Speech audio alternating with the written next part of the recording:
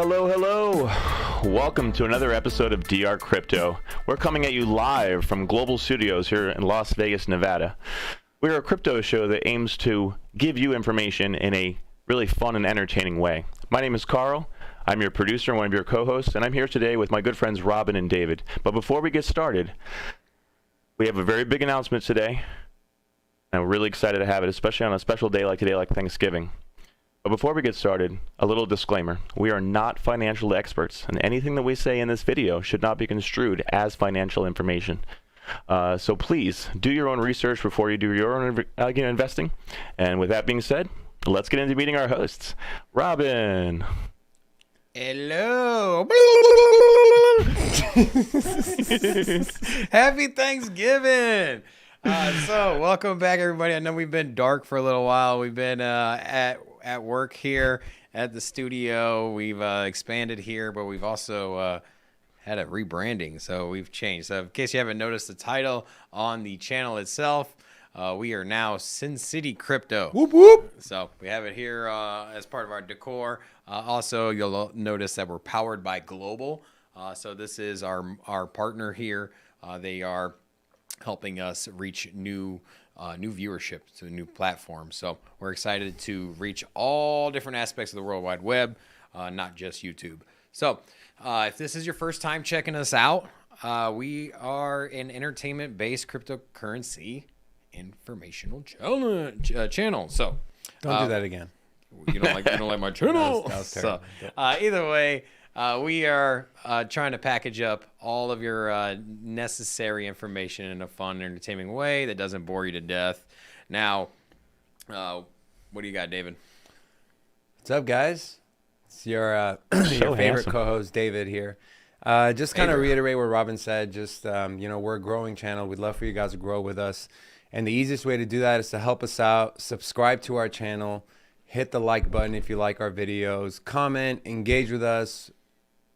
The thing we want most is an engaged community. And also make sure you hit the bell notifications because we are doing live 5 days a week. Then we're also going to be doing some deep dives. So if you want to know when we're going live, make sure to hit the bell notification so you'll get notified. Also, big announcement. We are launching our official channel on December 20th. So make sure you subscribe again and stay tuned because we got a lot of great content and information coming your way. And we are extremely excited about it. I hope you guys are too. So that's all I got. All right, guys. So I was thought about the first segment for today would be our hot take. That's fire. Oh, in the desert it's so hot. It's kind of cold today, actually. But yeah. So the hot take I would like to talk about today is about Bitcoin and whether or not Bitcoin should be taken as an investment or as a savings account. What do you think, boys? What do you think? Who wants to lead off with this one? Go ahead, Rob. Ooh, it's on me first? Well, as you know, Bitcoin is probably one of the safest, most secure investments you can possibly make. So I don't really believe in savings account. I like to make my money work for me. So You don't have a savings account? I don't actually. Wow. I did used to have a savings account. But for me, what I like to put my money or I like to invest so that way I can retire one day, increase my portfolio. That's what I'm doing. I'm not trying to safeguard my my walnuts for the winter. And so, I'm trying to. Aren't you allergic to walnuts? I'm not allergic to walnuts, but That must be Carl. but either way, if you look at Bitcoin and its history, it on average increases 200% year over year. And now that's if you go just on its entire life cycle on average, not the cycle. So if you do long-term hodling and you invest for the long term, it's going to pay out big dividends, especially when Bitcoin hits that $1 million mark in 10 years, maybe. 10 years. That's too long. So that's where I stand. The most secure investment, especially in the cryptocurrency space. There's so many new projects. There are a handful of probably surefire winners, but one winner that will always be there will be Bitcoin. So that's where I stand. So That's a good take, David. What do you think? So I kind of agree with him, but I believe Bitcoin can be a really powerful savings vehicle. you already kind of see it happening now with what Coinbase plans on doing, allowing you to borrow against your Bitcoin. So essentially you become your own bank. So instead of having to go to, a credit union or Chase and having to fill out an application to borrow money, then you got to do a credit check and you have to go through hundreds of loops as far as, validating everything, making sure you have the income to pay it back. With Bitcoin as a savings account, you can essentially, if you have one Bitcoin, you can borrow 80% of that value at, let's say, a 4 to 6% interest rate. Not have to worry about credit checks, not have to worry about paying it back, not have to worry about any of it. So you can treat it as a savings account, and it also helps with inflation. With our government continuously and endlessly printing the US dollar, it's only a matter of time, in my opinion, before the dollar gets devalued. So if you have Bitcoin as a savings account, you're kind of hedging yourself against the inflation of the US dollar.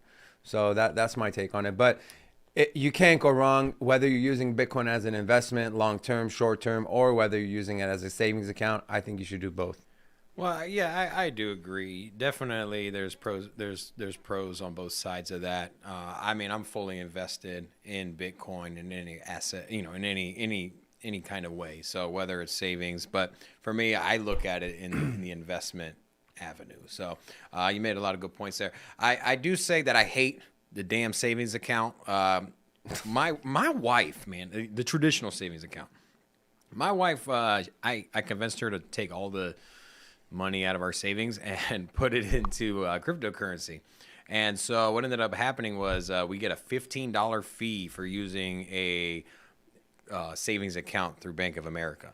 And so then I actually went overdrafted in my savings account because of the $15. So now my savings account, now I owe Bank of America $50, a $35 overdraft fee, plus the $15 fee for the monthly service. I'm like, why do I got to pay you to hold my money? What do they do with that $15? Scam.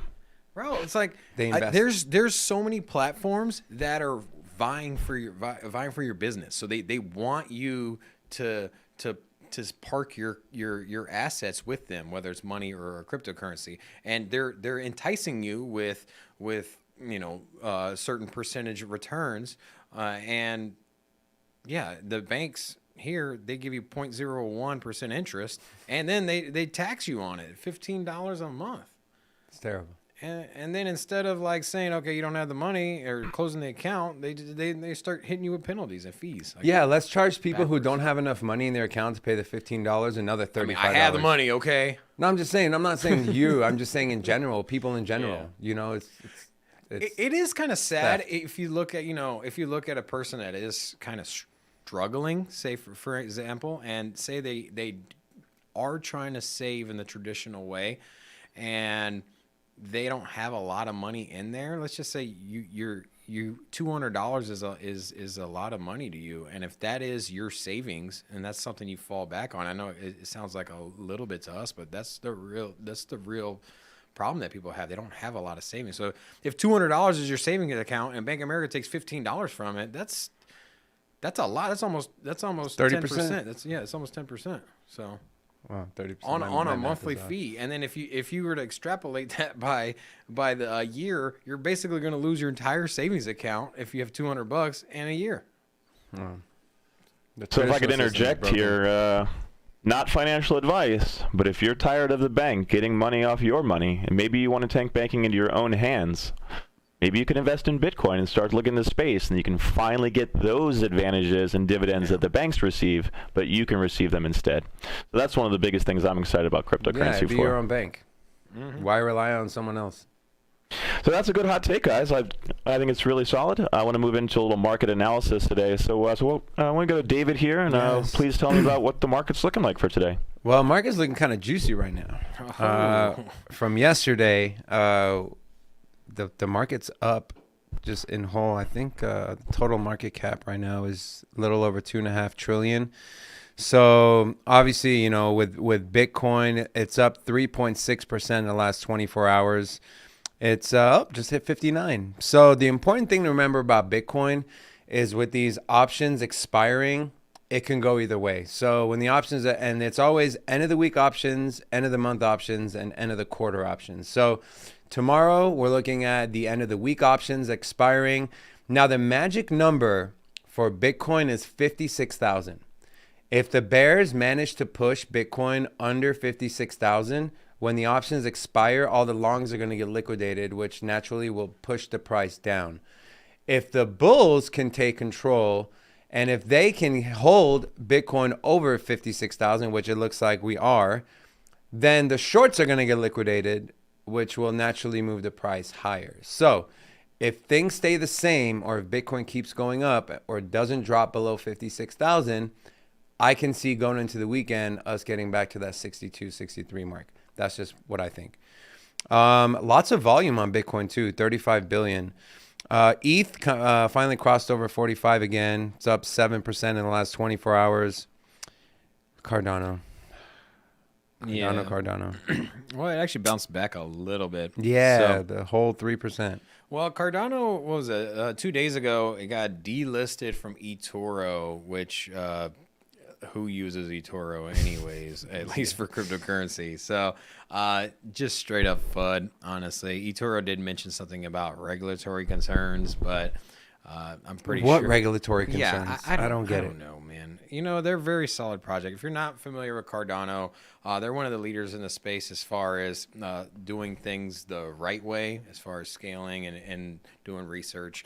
They have a really, really large team. So between IOHK, with Input Output Hong Kong, and then all of their other subsidiary companies, basically big organization, big team, leader in the space. Charles Hoskins, co-founder of Ethereum, but either way, very intelligent guy, pushing that project forward. They just a little setback. They did launch smart contracts. It's working. A lot of narrative right now is with Cardano is that it's not. It's being used. There's tons of activity on there. So why tons is the of price use not cases. moving up? It's not, why are you so concerned about the price? It's a long-term project. If you're looking to day trade, if you're looking to put in some money now and cash out so you can buy Christmas presents, Cardano is not the right project for you. It's a long-term hold. Think of it as Apple in 1999. Whether or not Apple 1999 goes up or down in the next year, who cares? You know, it's a long-term project with good fundamentals. It's going places. It's gonna be a leader in the space. So for me, I have my bags set and I'm just holding them till God knows when. Maybe 4 or 5 years from now. That's my mentality. If I'm trying to make some short-term games, I'm going to go on some more risky projects, higher returns, something with good fundamentals, but a lot lower on the market cap list. So Yeah. Well, some good news coming out of the XRP camp. They're saying that sometime next year, this court case is going to get settled, which Robin believes as soon as that court case is settled, it's going to 4x, really out the gate. So, little shout out to the XRP army. Yeah. So with XRP, they did file a continuance or injunction that's going to settle in January. So I wouldn't see any resolution before then. So once again, same boat there. If you're looking for short-term gains, XRP probably isn't a good spot for it. You know what? If you're looking for short-term gains, anything in the top 10 probably isn't going to have much return. And that's not just this week. That's just in general. It takes a lot more money, a lot more trading to move a big project like that exponentially. So if you're looking short term, go a little further down the market cap list. But XRP, yeah, when they do resolve that case, there's gonna be a settlement, and it's looking like January, February, late January, early February is gonna be the supposed resolution.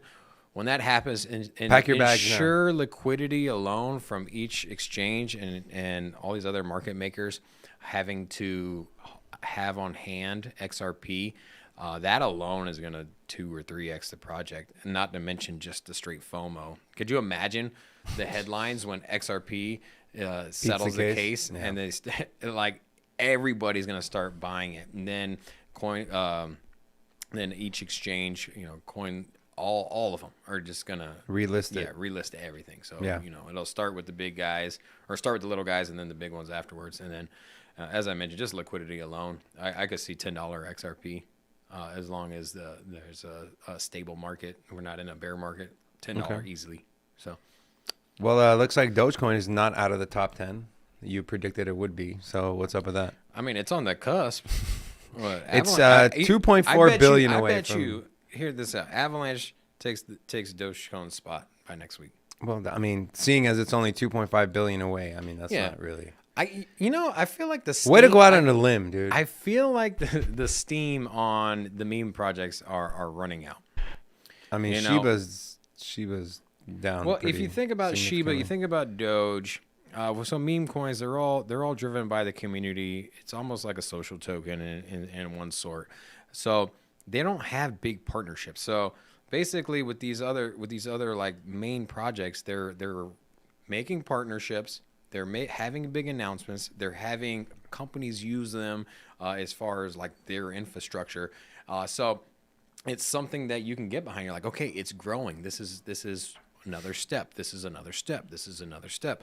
With meme coins, it's, hey, let's see if we can get enough people to buy it.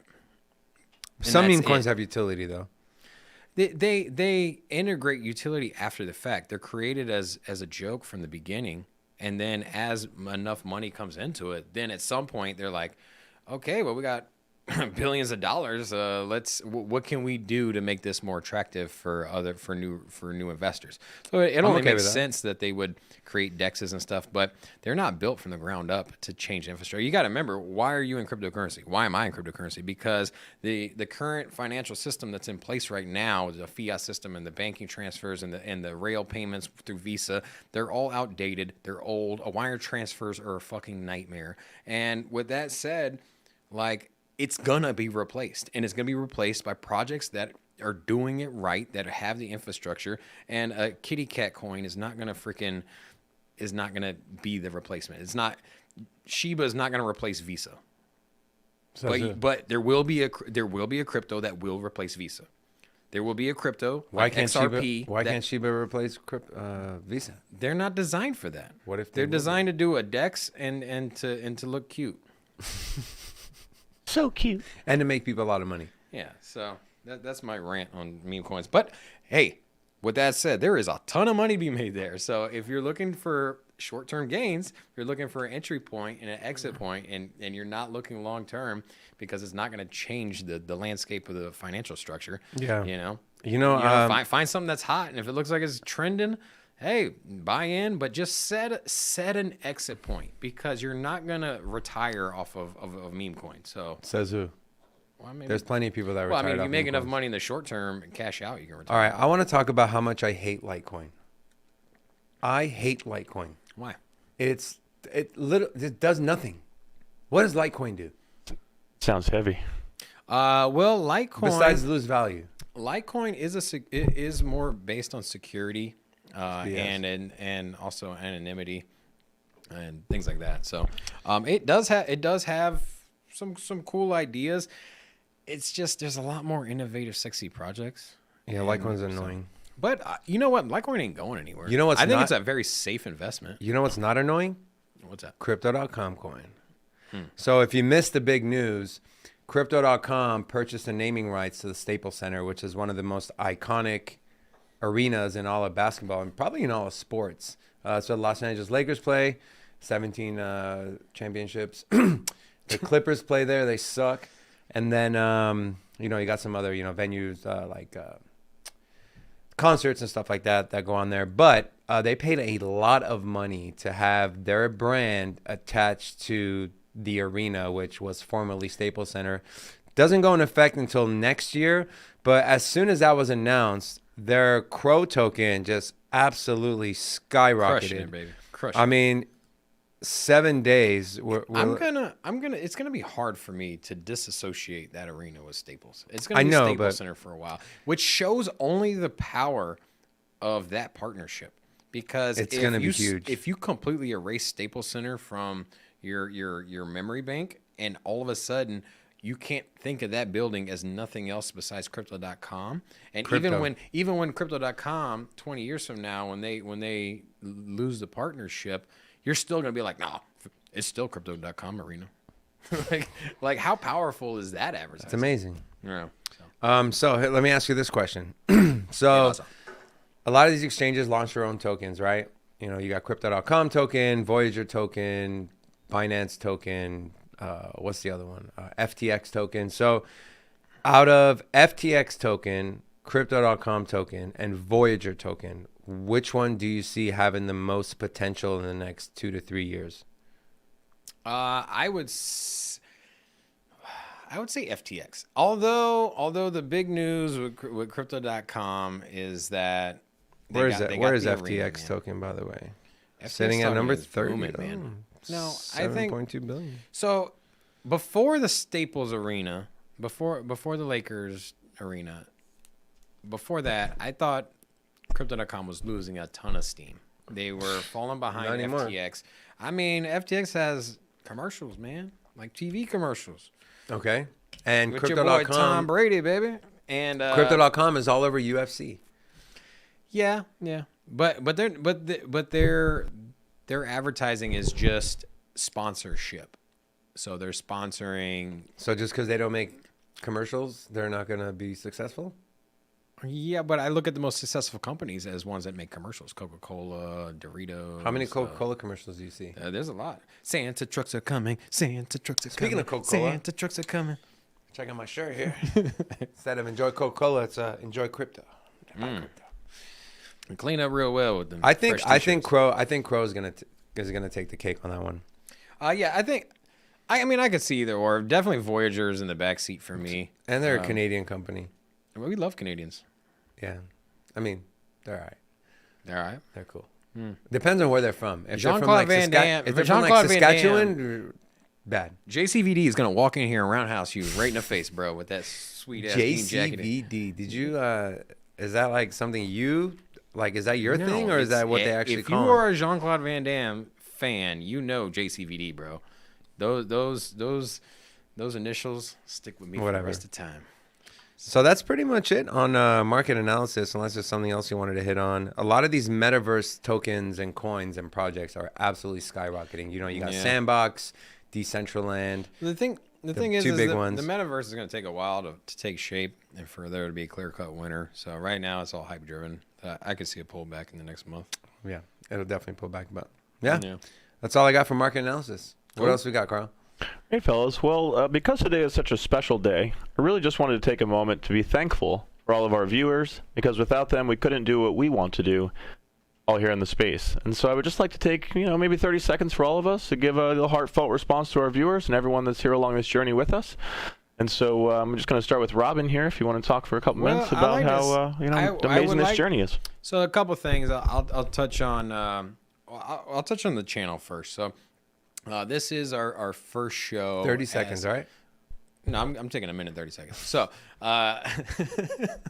so this is our first show at Sin City Crypto. So this is a big moment for us.